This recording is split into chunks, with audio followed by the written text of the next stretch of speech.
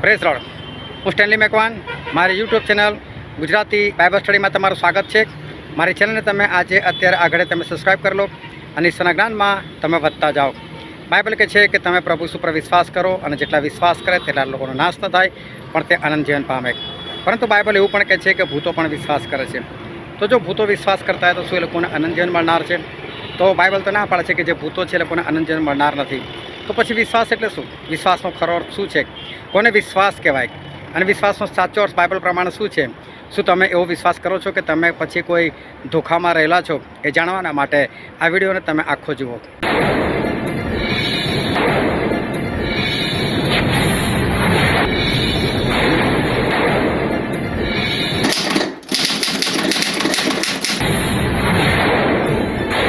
Hallelujah.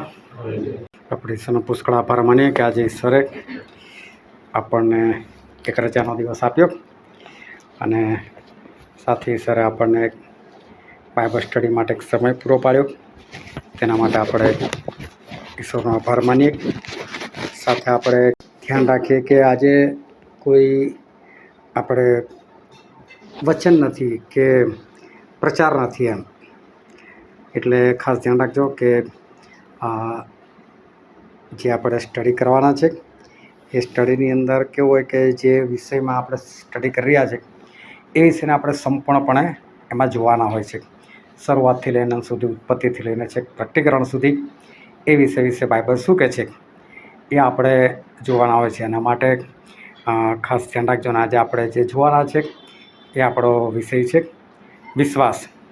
વિશ્વાસ વિશે આપણે જોવાના છે કે ઈશ્વર આપણને વિશ્વાસ વિશે શું કહે છે. કારણ કે વિશ્વાસ જે છે એ આપણા ખ્રિસ્તી જીવનનો પાયો છે અને વિશ્વાસ વગર આપણું ખ્રિસ્તી જીવન જે છે એ શક્ય પણ નથી. આ તો આપણે એકબીજાને કહીએ કે ભાઈ તમે કોણ છો, તો આપણે કહીએ ભાઈ ખ્રિસ્તી છે. પરંતુ તમે આદિવાસી વિસ્તારોમાં જાઓ કે પછી રાજસ્થાનમાં જાઓ કે પછી આપણો વિસ્તાર સુધી બીજી જગ્યાએ જાઓ તો ત્યાં તમે આ રીતે પૂછી નહીં શકતા. ત્યાં તો એવું પૂછ્યા છે કે ભાઈ તમે વિશ્વાસી છો એમ. ધર્મ તમારો ગમે તો એનાથી મતલબ નથી, પણ તમે વિશ્વાસી છો. એટલે જે પ્રભુ પર વિશ્વાસ કરતું હોય છે એને વિશ્વાસી કહેતા હોય છે. અને જે નથી વિશ્વાસ કરતું પ્રભુ ઉપર એને અવિશ્વાસી લોકો કહેતા હોય છે. હવે આ જે વિશ્વાસ જે બાઇબલની અંદર શબ્દ છે અને વિશ્વાસ જે શબ્દ છે આપણા બાઇબલની અંદર વિશ્વાસ શબ્દ બાઇબલનો જે કહેવા માગે છે એ આજે ઘણા બધા લોકો એવા છે કે એ વિશ્વાસ શબ્દ શું છે એનો ખરો અર્થ એ લોકો જાણતા નથી. અને વિશ્વાસ એક એવો શબ્દ છે કે શબ્દ તરીકે દેખાય છે, પણ વિશ્વાસ જે વસ્તુ છે એ વસ્તુ એ અદૃશ્ય છે, એ દેખાતી નથી. અને હિબ્રુના પત્રમાં લખેલું છે તેનો 11મો અધ્યાય અને આપણે વાંચીએ તેની પહેલી કલમ. હવે વિશ્વાસ તો જે વસ્તુઓની આશા આપણે રાખીએ છીએ તેની ખાતરી છે અને અદ્રશ્ય વસ્તુઓની સાબિતી છે. બાઇબલ કહે છે કે વિશ્વાસ શું છે? તો કે જે વસ્તુની આપણે આશા રાખીએ છીએ એની ખાતરી છે. હવે જે વસ્તુની આપણે આશા રાખીએ છીએ એની ખાતરી કરવી અને જે અદ્રશ્ય વસ્તુ છે એની સાબિતી આપવી, એને બાઇબલ એવું કહે છે કે આ વિશ્વાસ છે. એનો મતલબ વિશ્વાસ છે ને એ અદ્રશ્ય વસ્તુની ખાતરી અને અદ્રશ્ય વસ્તુની સાબિતી છે. હવે અદ્રશ્ય એટલે શું? જે દેખાતું નથી. હવે જે વસ્તુ તમને દેખાતું નથી એ વસ્તુની તમારે ખાતરી કરી આપવાની. જે વસ્તુ તમને દેખાતી નથી એની તમારે સાબિતી આપવાની. હવે વિચાર કરો, જે વસ્તુ છે જ નહીં, અદ્રશ્ય, દેખાતી જ નથી, એની તમે સાબિતી કઈ રીતે આપી શકો?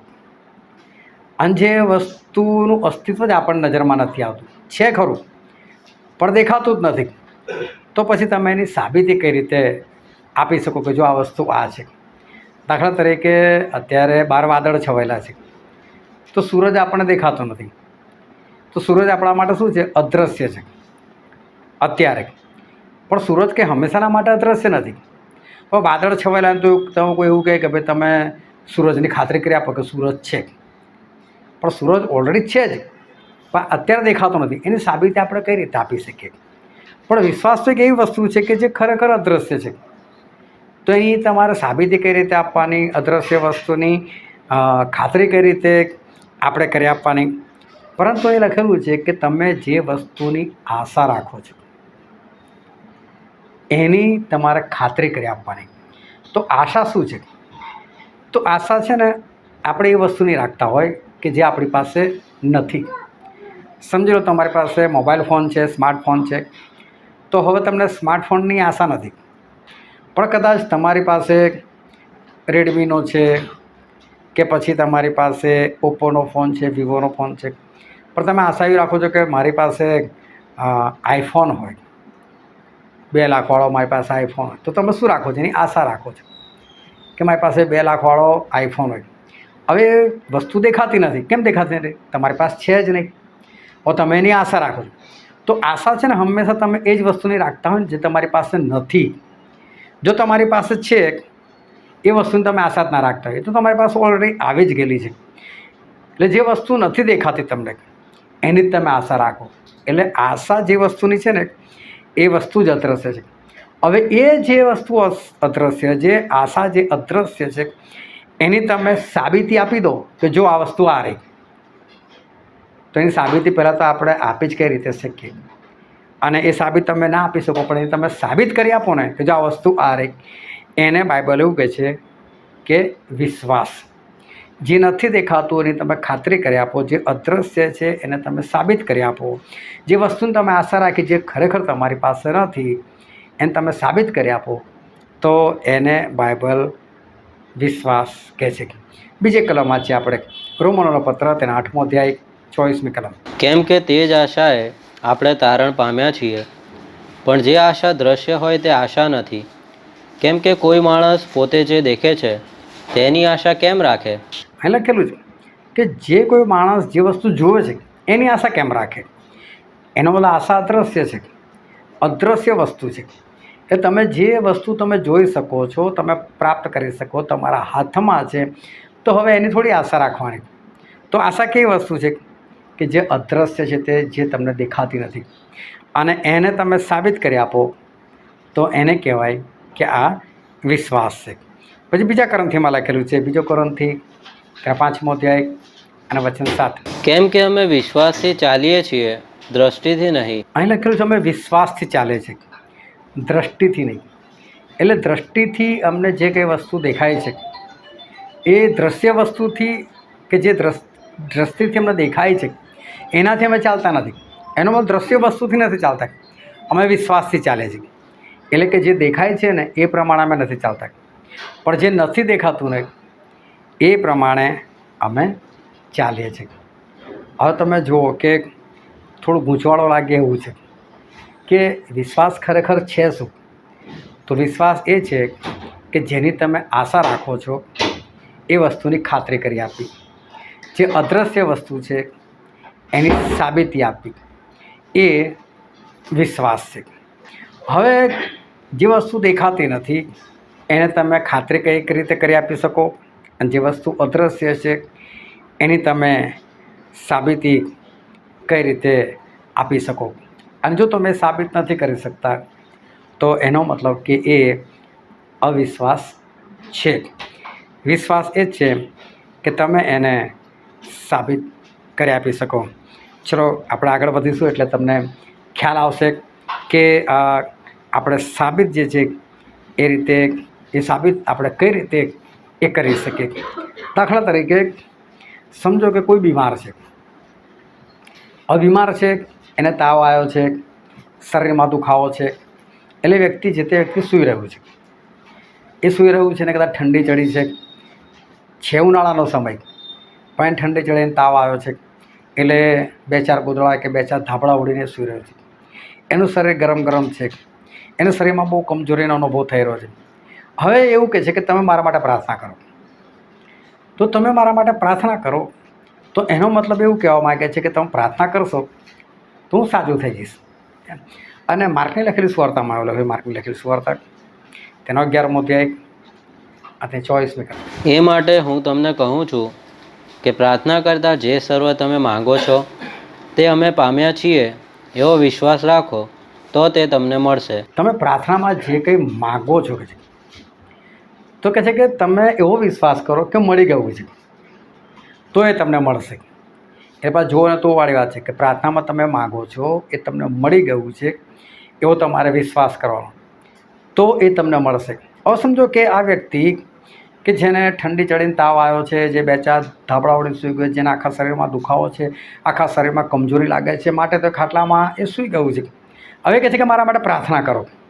તો પ્રાર્થના કરો તો એનો મતલબ એને શું રાખવાનો છે? વિશ્વાસ રાખવાનો છે. તો વિશ્વાસ એને કેવો રાખવાનો? માદા માણસે શું વિશ્વાસ કરો?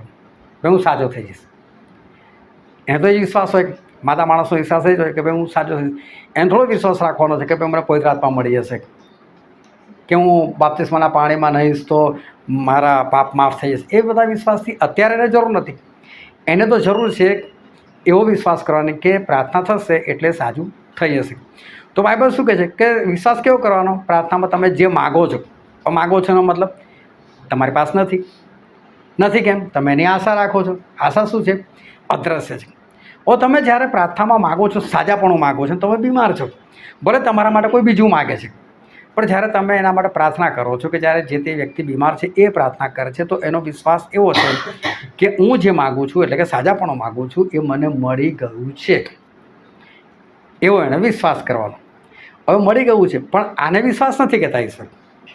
ઈશ્વર શું કહે છે કે તમે જે વસ્તુની આશા રાખી એની તમારે ખાતરી કરી આપવાની. હવે તમે આશા શાની રાખી છે? જે વ્યક્તિ બીમાર છે શાની આશા રાખી? સાજાપણાની. તો એને સાજાપણાની શું કરી આપવાની? ખાતરી કરી આપવાની. હવે ખાતરી કઈ રીતે કરી આપે? બીમાર છે તો એ શું કરે છે? ઠંડી લાગે છે, બીમાર છે, શરીરનો દુખાવો છે, કમજોરી છે, એટલે ધાબળા વળીને સૂઈ ગયું છે. હજુ એને સાજાપણું નથી મળ્યું. પ્રાર્થના થઈ ગઈ, આમેન પણ થઈ ગયું, જે સેવક આવે પણ જોરદાર પાવરફુલ હતા, પણ એને સાજાપણું નથી મળ્યું. જે વ્યક્તિ છે એનો વિશ્વાસ પણ છે, પણ હજુ સુધી એને સાજાપણું નથી મળ્યું. આમેન થઈ ગયું છે. હવે એને જે વિશ્વાસ કર્યો છે તો બાઇબલ કહે છે કે તમને મળી ગયું છે એવો તમારે વિશ્વાસ કરવાનો. હવે વિશ્વાસ શું છે? કે જે તમે માગ્યું એટલે કે જેની તમે આશા રાખી એની તમારે ખાતરી કરી આપવાની. હવે જે બીમાર છે ને એને શું ખાતરી કરી આપવાની? હું સાજો છું, કે હું સાજી છું. એટલે એણે એ સાજાપણાની ખાતરી કરી આપવાની. હવે ખાતરી કઈ રીતે કરી આપે? ફટાફટ ગોદડા હટાવી દે, કે બેઠા ગોદડા, હું કઈ બીમાર છું, હું તો સાજો છું, કે હું તો સાજી છું. ગોદડા બોદડા હટાવી દે, મને કઈ શરીરમાં દુખાવો છે, હું તો આ ઊભો થઈ ગયો, ફળ દઈને ઊભો થઈ જાય. એ તો કહે છે કે મને કઈ ઠંડી લાગે છે, મને કઈ તાવ, લો મારા શરીરને રોકો, મને કોઈ તાવ નથી, મારું શરીર કોઈ ગરમ નથી. એકદમ ઊભું થઈ જાય છે. એ ધીરે ધીરે ઊભું નથી, ફટ દઈને, અને ઊભું થઈને એ તમને દોડીને બતાવે છે, તમને કૂદકા મારીને બતાવે છે, તમને જમ્પ કરીને દેખાડે છે, નાચે કૂદીને દેખાડે, હું તો સાજો છું. તો જે વસ્તુ અદ્રશ્ય હતી, સાજાપણું, જેની એણે આશા રાખી, સાજાપણું અદ્રશ્ય હતું, એની એણે ખાતરી કરી આપી. અને જ્યારે આ વસ્તુ એ કરે છે ને ત્યારે ખરેખર સાચું થઈ જાય છે. કારણ કે શું લખેલું છે કે જે તમે માગો છો તે પામ્યા છે, તો તમે વિશ્વાસ કરો એટલે તમે સાજા.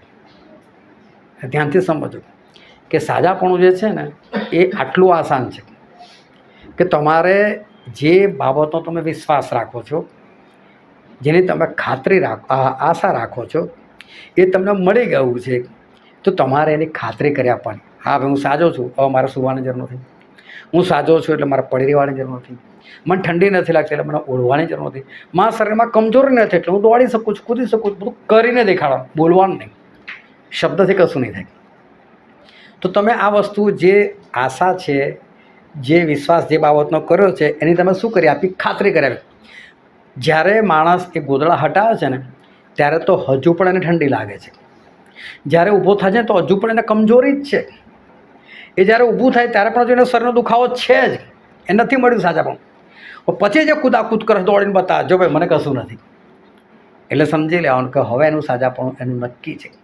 એણે ખાતરી કરી આપી, જે વસ્તુની આશા રાખીને ખાતરી કરી આપી, જો મને મળી ગયું છે, અને બાઇબલ કહે છે એને મળશે જ, એટલે એને મળી જ જાય તરત, અને જે તે વ્યક્તિ એ સાજું થઈ જાય. તો વિશ્વાસ શું છે? અદ્રશ્ય વસ્તુની સાબિતી. ખ્યાલ આવે આટલો? કોઈને કંઈ ડાઉટ? કોઈ ના સમજ પડે? તો વિશ્વાસ શું છે? જેની તમે આશા રાખો છો, એ જે વસ્તુની તમે આશા રાખો છો એ વસ્તુની તમારે ખાતરી કરી આપવાની, એ વસ્તુની તમારે સાબિતી આપવાની, એ જ તમારો વિશ્વાસ. એને વિશ્વાસ કહે છે. એટલે ઘણા લોકોને મોટો મોટેથી બૂમો પાડે, હવે મને વિશ્વાસ છે, મને વિશ્વાસ છે. એ વિશ્વાસ નથી. વિશ્વાસ હું તમને કહું ને કે પ્રભુ ઈસુ પર વિશ્વાસ કરનારા ઢગલો લોકો છે. દાખલા તરીકે હિન્દુ ધર્મના લોકો, હિન્દુ ધર્મના લોકો પ્રભુ ઈસુ પર વિશ્વાસ કરે છે. તમે એ લોકોને પૂછો ભાઈ ઈસુ કોણ? તો કે ભાઈ ખ્રિસ્તીઓનો દેવ. તો એ લોકોનો વિશ્વાસ છે ને ખ્રિસ્તીઓનો દેવ ઈસુ છે, આ લોકોનો વિશ્વાસ છે. તો ભૂતોને પૂછો, ભૂતો બી વિશ્વાસ કરે છે કે હા ભાઈ દેવ જોયો તો આ એક જ છે, બીજું કોઈ દેવ નથી. અન્ય ધર્મીઓને તમે પૂછો તો એ લોકો કે આ ખ્રિસ્તીઓનો દેવ, એટલો મતલબ એ લોકો વિશ્વાસ તૈયાર કરે. તમે નાસ્તિકોનો પૂછો, જે લોકો કોઈ બાબત પર વિશ્વાસ નથી કરતા, પણ તમે એ લોકોને એટલું પૂછો તમે ઈસુનું માનો? તો કે ના ભાઈ. તો નથી માનતા એનો મતલબ એ લોકો એટલું તો કબૂલ કરે ઈસુ નામનો કોઈ હતો, પણ લોકો કોણ ઈસુ એવું તો નહીં પૂછતા. એ લોકો એનો એ લોકોને બી ખબર કે ઈસુ નામના કોઈ છે, એટલે વિશ્વાસ તો એ લોકોનો પણ છે. પછી જે લોકો ખ્રિસ્ત વિરોધી લોકો છે, વિશ્વાસ તો એ લોકોનો પણ છે. કેમ? એ લોકો ખ્રિસ્તના વિરોધમાં કામ કરે, ઈસુના વિરોધમાં કામ કરે છે. તો લોકોને એટલું તો ખબર છે, તો એના વિરોધમાં કામ કરે છે. તો વિશ્વાસ તો એ લોકોનો પણ છે. પણ આ વિશ્વાસને બાઇબલ વિશ્વાસ નથી ગણતો. બરાબર? બાઇબલ જેને વિશ્વાસ કહે છે એ વિશ્વાસનો અર્થ આ છે કે જે વસ્તુની તમે આશા રાખો છો એ વસ્તુની તમારે ખાતરી કરી આપવાની, જે વસ્તુ અદૃશ્ય છે એની તમારે સાબિતી આપી દેવાની, એને બાઇબલ વિશ્વાસ કહે છે. તો વિશ્વાસ એ વિશ્વાસ નામનો ખાલી કોઈ શબ્દ એ દુનિયામાં નથી. હવે પ્રભુ એક વાર દ્રષ્ટાંત આપેલું હતું કે મારું પાછું આવું કે છે એક વેપારીના જેવું છે. એ વેપારીએ શું કર્યું કે જેના નોકરોને બોલાયા, એકને 5 સિક્કા આપ્યા, એકને 2 આપ્યા અને એકને 1 આપ્યો. અને પછી લાંબી મુદત માટે દૂર ગયા. પરદેશ જઈને પાછા આવ્યા. એ 3 જણને બોલાવ્યા. 3 જણને બોલાવીને એ લોકોની પાસે હિસાબ લીધો. 5 વાળો કે છે હું બીજા 5 કમાવ્યો, 2 વાળો કે છે હું બીજા 2 કમાવ્યો, પણ 1 વાળો નહોતો કમાવ્યો. આ ઘટના આપણને ખબર છે. 1 વાળો એવું કહે છે કે પ્રભુ મારા માલિક કે મેં તને એવો કઠોર માન્યો કે તું જ્યાં વેરતો નથી ત્યાં તું એકઠું કરવા માટે આવી જાય છે, જ્યાં તું વાવતો નથી ત્યાં તું કાપણી કરવા માટે આવી જાય છે. મેં તને એવો કઠોર માન્યો કે છે, એટલે મેં તારો સિક્કો શું કર્યો, મેં એને જમીનમાં દાટી રાખેલો કે છે, જો પાછો લાવ્યો છે, લે તારો તું પકડ કે છે. તો આવી ઘટના બની ગઈ. પરંતુ એના માલિકે એ જે માણસ હતો જેના પાસે એક જ સિક્કો હતો એને એવું કીધું કે ઓ દુષ્ટ ચાકર કે છે, નકામા ચાકર કે છે, તને જ્યારે ખબર હતી કે જ્યાં હું વેરતો નથી ત્યાં હું એકઠું કરું છું અને જ્યાં હું વાવતો નથી ત્યાં હું કાપવા માટે આવી જાઉં છું, તો પછી તારે તો વધારે કામ કરવું જોઈતું હતું. એટલે જો માલિક એને શું કહે છે કે જો તું આવું જાણતો હતો, એનો મતલબ આ માણસને એવો વિશ્વાસ છે કે મારો માલિક કેવો છે, જ્યાં વેરેલું ના હોય ને મેં વેરેલું લાવો. ઘરડો માણસ છે, જમીનમાં એણે વાવેલું ના હોય તો કાપણી કરવા માટે પણ મેં ગાડી વાવેલું, ચલો લાવો મારું છે. આ તો કઠોર છે કે છે. એટલે કે જો તને આવો વિશ્વાસ હતો કે છે કે હું કઠોર જ છું, વાવતો નથી ત્યાં કાપવા જાઉં, વેરતો નથી ત્યાં એકઠું કરવા માટે આવી જાઉં છું, જો તને આવો વિશ્વાસ હતો તો તારે કામ તો કરવું તો નથી. એટલે એ માણસ છે ને કામ નથી કરતો અને એનો સિક્કો એને પાછો આપે છે. તો એની પાસેથી એ સિક્કો લઈ લેવામાં આવે. પણ આપણે વાંચીએ માથીની લખેલી સુવાર્તા તેનો 25મો અધ્યાય અને વાંચો એની 21મી કલમ. પછી જેને 1 તાલંત મળ્યો હતો તેણે પણ પાછા આવીને કહ્યું કે પ્રભુ, જ્યાં તે નથી વાવ્યું ત્યાંથી તું કાપનાર ને જ્યાં તે નથી વેર્યું ત્યાંથી તું એકઠું કરનાર છે. એવો કરડો માણસ મેં તને જાણ્યો, માટે હું બીધો ને જઈને તારો તાલંત મેં ભોંયમાં દાટી મૂક્યો. જો તને તારું પહોંચ્યું છે. અને તેના પ્રભુએ તેને ઉત્તર આપ્યો, ઉત્તર દીધો કે અરે ભૂંડા તથા આળસુ ચાકર, જ્યાં મેં નથી વાવ્યું ત્યાંથી હું કાપું છું ને જ્યાં મેં નથી વેર્યું ત્યાંથી હું એકઠું કરું છું, એમ તું જાણતો હતો તો તારે મારું નાણું શાહુકારોને આપવું જોઈતું હતું કે હું આવું ત્યારે મને વ્યાજ સુદ્ધા મારું મળત. હવે જો આ માણસ જોવા જઈએ તો એક વિશ્વાસી દેખાય છે આપણને કે મારો માલિક આવો જ છે. તો એને જ્યારે ખબર છે કે જ્યાં વેરતો નથી ત્યાં ભેગું કરે છે, જ્યાં વાવતો નથી ત્યાં કાપવા માટે આવે છે, તો મને એક સિક્કો એમને નથી આપ્યો, એને મારી પાસે બી હિસાબ તો માગશે જ. તો જે હિસાબ આપવાનો છે એ તો અદ્રશ્ય છે. હજુ આવશે, હિસાબ માગશે, તારે આપશે કે ભાઈ એક સિક્કાનું શું થયું, 1.5 થયો કે 2 થયા કે 2.5 થયા 3 થયા, એ તો પછીની વાત છે. એ તો અદ્રશ્ય વસ્તુ છે. તો અદ્રશ્ય વસ્તુની સાબિતી કરી આપણે. તો એને ખબર છે કે અત્યારે તો રૂપિયો જ છે મારી પાસે, કે એક જ સિક્કો છે, એના મારે 2 કરવા પડશે કે 1.5 કરવો પડશે કે 1.25 કરવો, કંઈક તો કરવું પડશે મારે. હજુ શું નથી દેખાતું. તો એણે શું કરવાનું હતું કે એનો માલિક આવે ને ત્યાં સુધી સાબિતી આપી દેવાની. જો તું આપીને કોણ, તારે તો અદ્રશ્ય હતું આ વસ્તુ, પણ 1ના 1.5 થઈ ગયા કે 1ના 2 થઈ ગયા, એવું એને કરવાનું હતું. તો ખરેખર આને વિશ્વાસ જે છે ને એ છે ખરો, પણ બાઇબલ એને વિશ્વાસ નથી કહેતું. એટલે વિશ્વાસ જ્યારે માણસ એક શબ્દ તરીકે રાખતો હોય કે ખાલી જ્ઞાન તરીકે રાખતો, હા તું આવો છે આવો છે આવો છે, આ વિશ્વાસ નથી. એવો છે તો કરવાનું શું છે? તો કે જે આશા છે, જે આશા રાખી છે, જે અદ્રશ્ય વસ્તુ છે, એની સાબિતી કરી આપવાની છે તારે. એટલે જે પ્રોફિટ તારા માટે અદ્રશ્ય છે એની તારે સાબિતી આપવાની છે, એ વિશ્વાસ છે. પણ એણે ખાલી શાબ્દિક વિશ્વાસ કર્યો, એને બાઇબલ એ વિશ્વાસ નથી કીધું. તમે ઇઝરાયલ પુત્રોને જુઓ. ઇઝરાયલ પુત્રો જે હતા એ લોકો મિસ્રમાંથી મૂસાની આગેવાની હેઠળ એ લોકો આઝાદ થયા. હવે શું આ મૂસાની આગેવાની હેઠળ જે લોકો આઝાદ થયા, શું એ લોકો બધા અવિશ્વાસી હતા? તમે જુઓ કે મૂસા એ લોકોને જઈને કહે છે કે મને આપણા પૂર્વજોના દેવે મોકલ્યો છે, કે છે. તો કહે છે કે આપણા પૂર્વજોના દેવ, હા ઇબ્રાહિમ, ઇસાક ને યાકૂબના દેવો મને મોકલ્યો છે તમને લોકોને આઝાદ કરવાના માટે.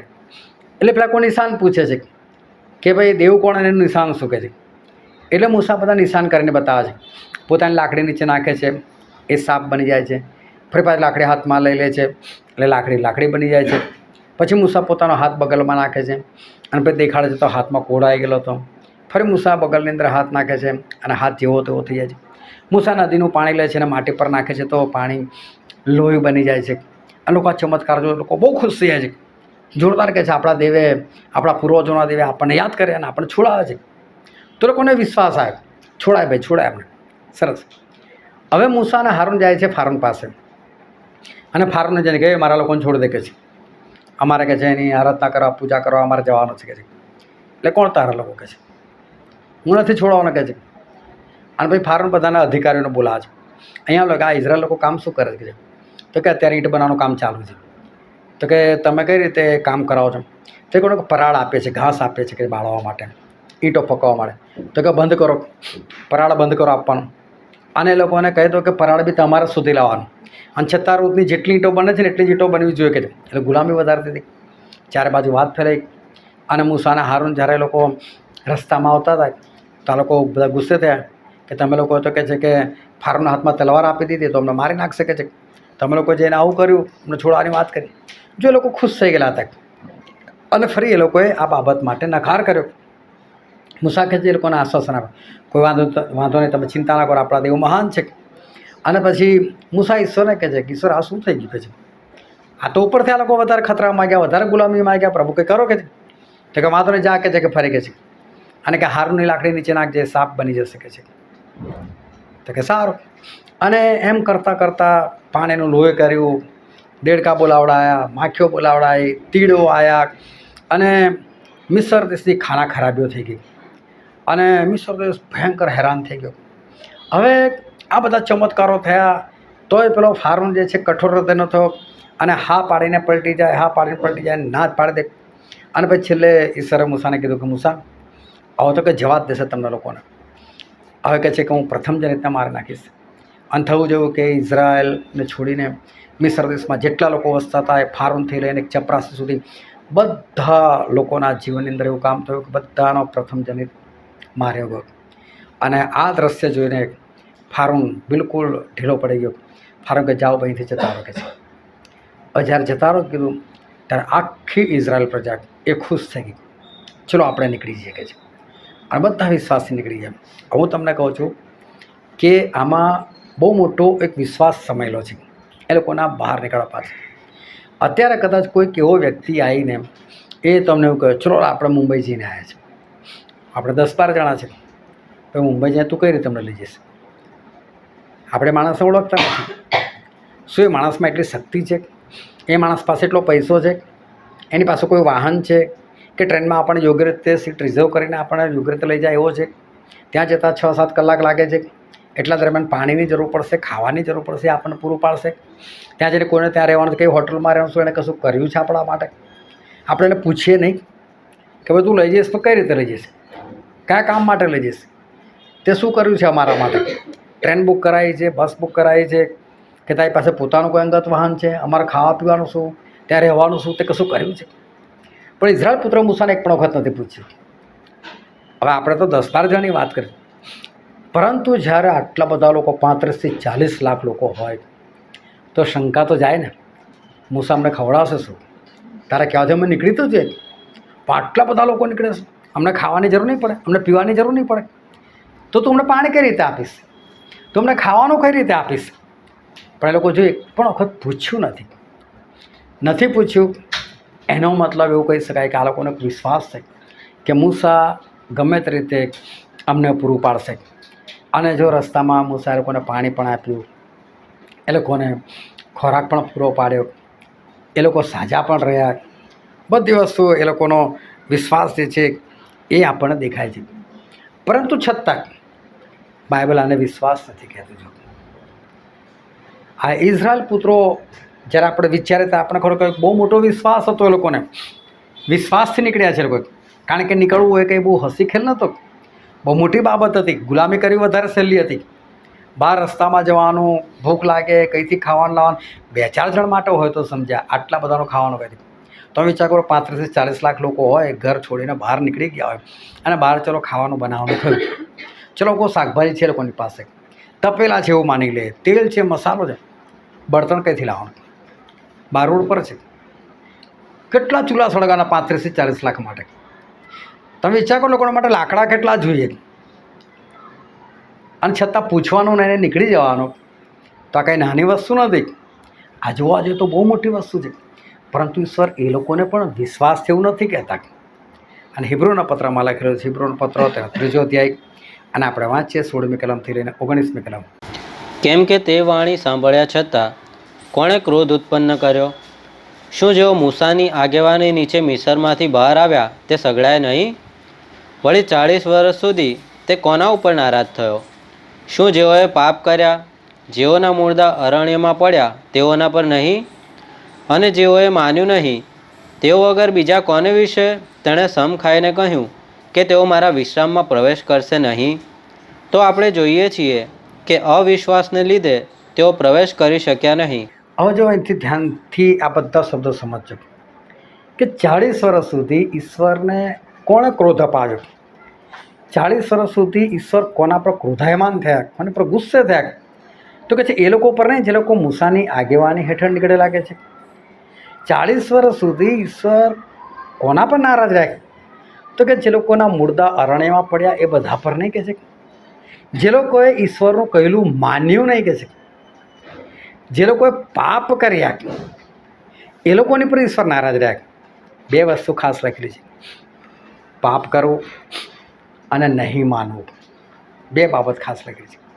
જે લોકોએ માન્યું નહીં અને જે લોકોએ પાપ કર્યા, અને પાપનો મતલબ જ નહીં માનવું છે, એ લોકોની પર ઈશ્વર નારાજ થાય.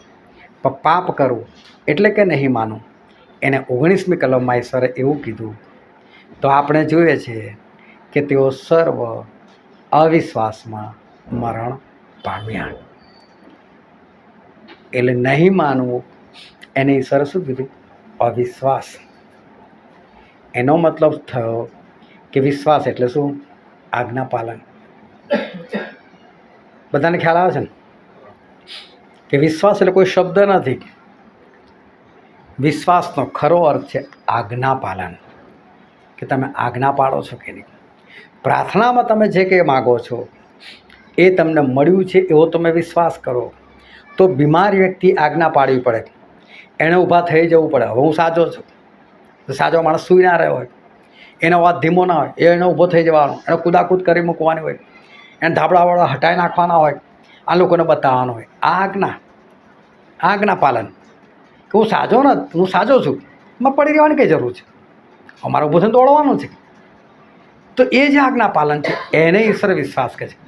અને એ વિશ્વાસ દેખાય તો જે તે વ્યક્તિને તરત સાજાપણું મળે.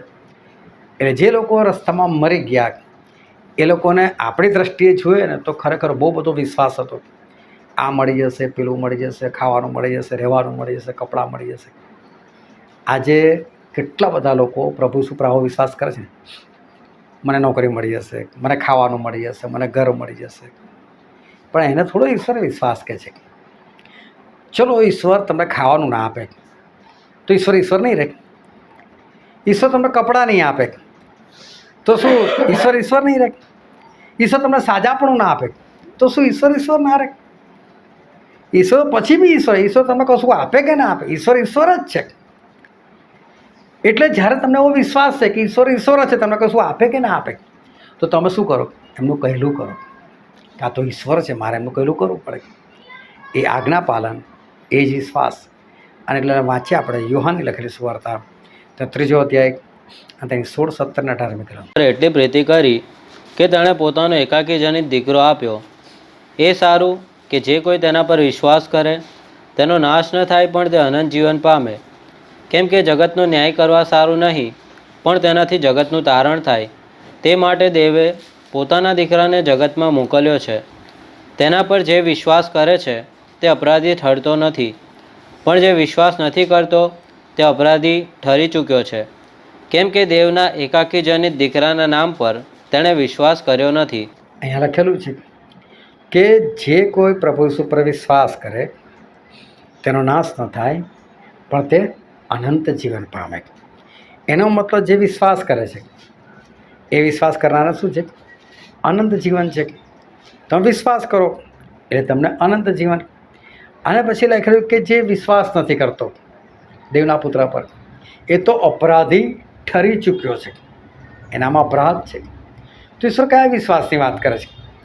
એટલે ઈશ્વર એ જ વિશ્વાસની વાત કરે છે કે જેની અંદર આજ્ઞા પાલન એ સમાયેલું છે. આજ્ઞા પાલન વગરનો વિશ્વાસ એટલે કે ખાલી શબ્દનો વિશ્વાસ, એ શબ્દોનો વિશ્વાસ તમને કદી બચાવી ના શકે. કેમ કે જે ઇઝરાયલ પુત્રો વિશ્વાસ કરીને નીકળેલા હતા, ખાવાનું મળી જશે, પીવાનું મળી જશે, કપડાનું સેટિંગ થઈ જશે, એ લોકો જે એ વિશ્વાસથી નીકળેલા અને એટલે સુધી વિશ્વાસથી નીકળેલા કે વિશ્રામના દેશમાં પણ પહોંચવાના છે. પણ શું લોકો પહોંચ્યા?